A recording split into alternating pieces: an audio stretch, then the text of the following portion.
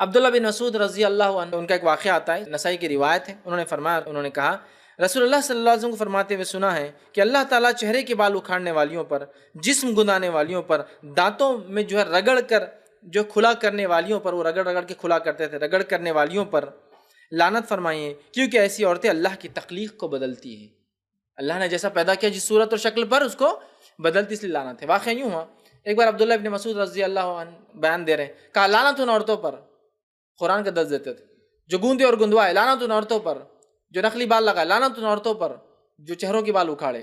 ایک عورت درس سن رہی تھی، گھر گئی، دوسرے دن آئی، کہا عبداللہ کل جا کے پورا قرآن پڑھ لی میں نے، ایک جگہ بھی نہیں ملا جو تم لعنت بھیج رہے تھے۔ تو کتنی ہوشیار عورتیں تھی اس زمانے کی، پورا قرآن تھا، جب بھی ویریفائی کیا کہیں بھی نہیں ایسی آیت۔ تو چلو آج بہت آسان ہے، آپ نیٹ پہ جائیے اور خالی ڈالیے لعنت تو مل جائیں، کہاں کا قرآن میں آیا ہے۔ وہ زمانہ وہ نہیں تھا، وہ حافظہ اور وہ تھا۔ میں نے پڑھا کہیں بھی نہیں ملا، تم نے کیسا کہا یہ؟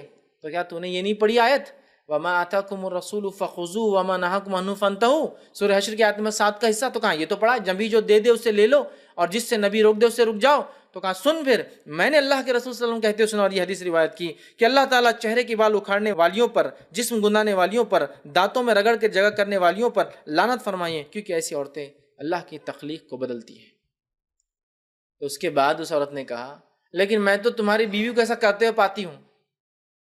کیا کہا؟ میں تو تمہاری بیوی کو ایسا کرتے ہوئے پاتی ہوں۔ اب یہ بات اس نے کیوں کہی نہیں مانگی، ان کی غیرت جگانے یا پوچھنے کے لیے؟ سمجھ رہے کیا ایسا؟ تو انہوں نے کہا اگر وہ ایسا کرتی تو وہ میرے نکاح میں نہیں رہتی، اگر وہ ایسا کرتی تو وہ میرے نکاح میں نہیں رہتی تھی، کیونکہ جس پہ اللہ لعنت کرے ویسی عورت ساتھ کیسے رہیں گا ایک صحابی؟ وہ میرا نکاح میں نہیں رہتی۔ یہ صحابہ کا معاملہ تھا دین پہ عمل کرنے کے اس میں۔ اور میں آپ کو بتاؤں ایک بات، عورتوں کے فیشن پرست ہونے کی، عورتوں کے بے حیا ہونے کی، عورتوں کے ننگ دھڑنگ کپڑے پہننے کی وجہ خود عورتیں نہیں ہیں، یہ میرے اپنے بھائی ہیں، یہ ان کے باپ ہے جن کی آنکھوں کا پانی مرا ہوا ہے، یہ ان کے شوہر ہے جن کی حیا شرم اور آنکھوں کا پانی مرا ہوا اور دیوس ہو چکے ہیں، یہ ان کے بھائی ہے جن کی آنکھوں کا پانی مرا ہوا ہے، جس کے نتیجے میں عورتیں بگڑی ہے۔ گھر کا ذمہ دار مرد جب بگڑتا ہے نا تو اس کے ماتحت عورت بگڑتی ہے۔ یہ ہمارے مردوں کی آنکھوں میں چیز خوشنما ہوئی جس لیے ہماری عورتیں بگڑی ہیں، لیکن اس کا ہرگز مطلب نہیں عورتیں بولے ہاں ہم بچ گئی، کہ فیض بھائی نے بول دیا اب شوہر اور باپ اور بھائی ذمہ دار ہیں۔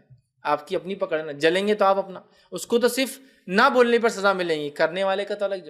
ایک نے بھڑکایا دوسرے نے خون کیا تو بھڑکانے والے کو اس کے بھڑکانے کی سزا، لیکن خون کرنے والے کو تو خون کی اصل سزا ہے۔